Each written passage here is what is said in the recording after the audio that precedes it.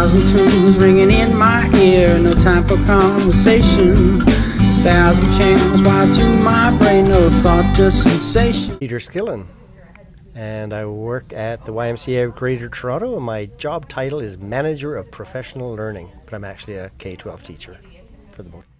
Okay, so we did a session called Myth Busting, deconstructing statements of the 21st century that you hear very often. So, you know, on Twitter we're hearing things like, kids don't need to memorize anything anymore, they can just Google it. Or we hear things such as, once young teachers get into the profession, computers will be integrated very well.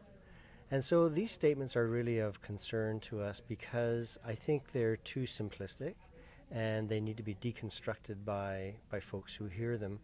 Because when people say them, what concerns me is that they will take them very literally and then just really do a bad job of working with kids in the classroom as a result of that.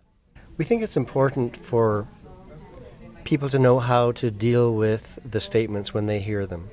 So we are encouraging a response to the person. So we could say, in response to kids don't need to memorize anything anymore, they can just Google it, we could say, so what do you mean by memorization?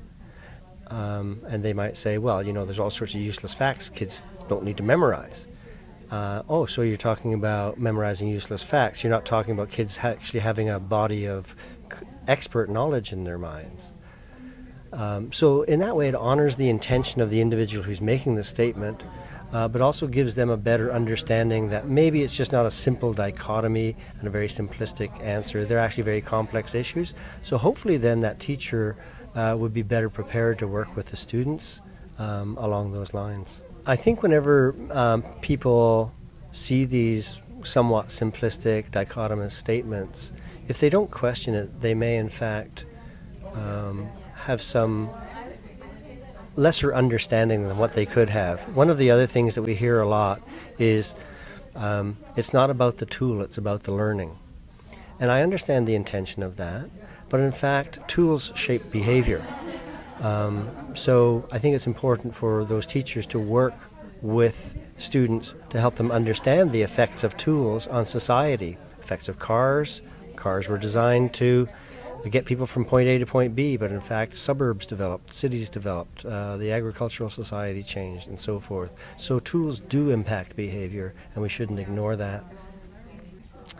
I am accessible through Twitter at Peter Skillen, or on my blog at theconstructionzone.wordpress.com. Thank you. Sensation, you don't love me, can't you see? I don't want to talk to you. I'm plugged into the world.